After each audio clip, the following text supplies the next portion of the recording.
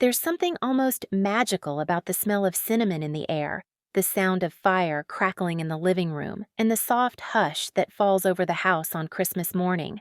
At least, that's what it used to feel like. Every year since I was a kid, I'd wake up early, heart pounding with excitement, and rush down the stairs before anyone else stirred. It wasn't even about the gifts back then. It was the tradition, the warmth, the togetherness. Please subscribe to our channel and tell me in comments from where are you watching this video. But this year felt different. It was as if the very foundation of those warm memories had been quietly chipped away over time. I had been noticing it for a while, the way my parents began prioritizing Natalie more and more, how conversations around the dinner table revolved around her, how she never got blamed for things that I would have been grounded over. And now that we were both adults, you'd think it would even out. But no. If anything, it was worse. Natalie, with her flawless skin, bright Instagram-filtered smile, and her uncanny ability to turn every gathering into a photo shoot, had always been the star. She knew how to command a room, and my parents loved her for it. They called her their little social butterfly, while I was the quiet one, always listening, always observing, always being overlooked. In the weeks leading up to Christmas, I started to feel like an outsider in my own family. Natalie kept dropping not-so-subtle hints. "I hope it doesn't snow too much," she'd say, flipping her hair dramatically. "I wouldn't want flights to be delayed." I thought it was odd. Flights? Where was she going? I asked once, but she just smirked and said, "You'll see." Christmas morning arrived. I took a little longer to come downstairs than usual. Not out of laziness, but because I already sensed what was coming, and I needed time to brace myself. The tree stood tall and sparkling in the corner of the room, surrounded by presents in elegant wrapping paper. Natalie was already there, curled up on the couch with her phone in one hand and a mug in the other. My parents were bustling around, setting up breakfast like it was a five-star brunch buffet. Then my mother clapped her hands together. "All right, let's open presents." We gathered around the tree. The lights blinked slowly. Christmas carols played softly in the background. The warmth in the room felt almost mocking. Natalie went first. Of course. My mother handed her a sleek, golden box tied with a silk bow. Natalie's eyes lit up. "Ooh, is this what I think it is?" She tore it open like a kid on sugar, revealing an envelope with "2-hour special girl" written in shining gold script. Inside were airline tickets. First class, to Paris, along with a printed itinerary of fashion tours, museum visits, a hotel near the Eiffel Tower, and even a dinner cruise on the Seine. She gasped, screamed, jumped up and hugged them both while squealing, "You're the best parents in the world!" I sat quietly, waiting, watching. My hands clenched slightly in my lap, but I said nothing.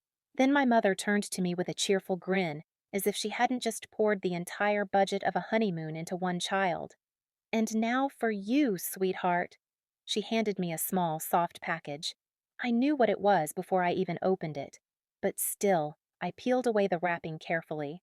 Inside was a pair of red socks with snowflakes and another with my initials embroidered on the ankles. I looked up, trying to keep my face neutral.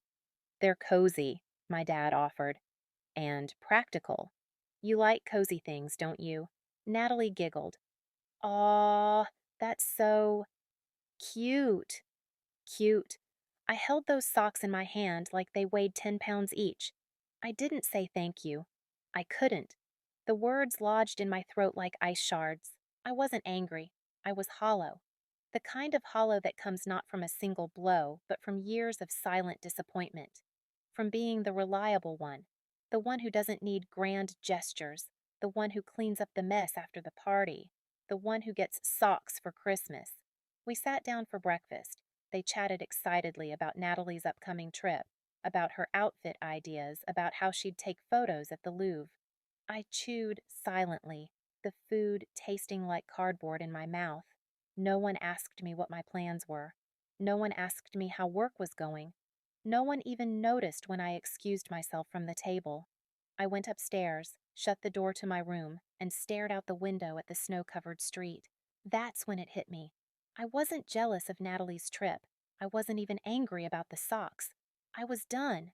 Done playing the role of the background character in their glittery little drama. Done being the quiet one. Done hoping for something that was never coming. And right there, with the faint sound of Natalie laughing downstairs, I decided I'd give them something they'd never forget. A trip, all right. But not the one they had planned. They had their Paris. Now it was my turn, and mine would be unforgettable. It took me less than a week to plan everything. I wasn't reckless. I didn't scream or argue. I didn't post some petty rant online or try to guilt them with passive-aggressive silence. Number. That would be too easy for them to ignore or explain away like they always had. You're just sensitive. Natalie needs more support right now. Don't take it personally. This time I wanted them to feel it, not in a cruel way, but in the kind of way that echoes, that wakes you up at 2 a.m., wondering where you went wrong. I wanted them to see the reflection of every choice they'd made, and maybe, just maybe, finally understand what it's like to be invisible in a house where you're supposed to feel seen. So I waited until Natalie left for Paris. She made a huge scene of it, of course. Photos at the airport, a dramatic goodbye. She even hugged me like she was some kind of saint for remembering I existed. Next year you'll come with me, she said with a fake smile. I nodded. That would never happen. Then I waited 2 more days. On the third night, I packed a small bag, just enough for a few days. I left a single envelope on the kitchen counter. Inside was a handwritten note. I'm giving you the space you've always given me. Hope it's everything you dreamed of. Merry Christmas. And just like that, I left. No calls, no texts. I turned off my phone. Disappeared. At first, I thought maybe they wouldn't even notice. Maybe it would take days before they realized I hadn't come back. But I underestimated just how deeply absence can shake even the most oblivious hearts.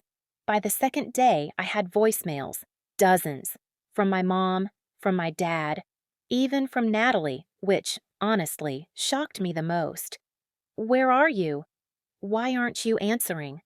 Are you okay? Please come home.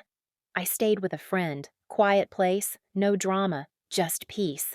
For the first time in years, I didn't feel like I was drowning in a sea of "you're not enough." I went on long walks, slept late, ate what I wanted. I let my mind breathe. And then, something surprising happened.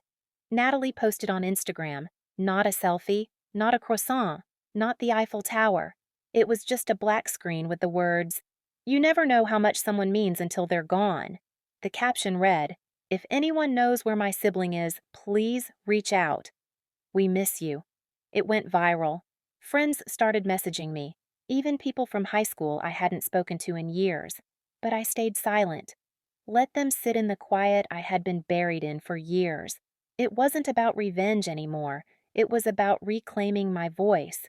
When I finally returned home, 5 days later, the house was different. Not in its furniture or decor, but in the feeling. The air wasn't thick with Natalie's glow anymore. It was heavy with realization. My mother looked like she hadn't slept. My father just stared at me like he didn't know whether to hug me or apologize. Natalie wasn't there, still in Paris, but she'd left me a note on my pillow, a real note, handwritten, not a joke. I don't know how I missed it. You were always strong, and I guess I thought that meant you were okay. But I see now. I'm sorry I took up all the space. I promise. When I come back, I want to know you. The real you. No filters. I sat with my parents in the kitchen that night.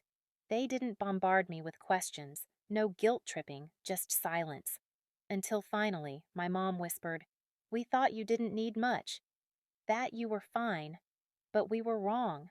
I didn't need an apology wrapped in ribbon or some grand gesture. All I wanted was for them to notice, to see me, to treat me like I mattered just as much as the child they were so proud of showing off to the world." In that silence, something began to change, and maybe, just maybe, that trip I gave them, into the heartache, the confusion, the loss, was the only way they'd finally arrive at the truth. The truth that I was never the quiet one. I was the forgotten one. But not anymore. Please subscribe to our channel and tell me in comments from where are you watching this video.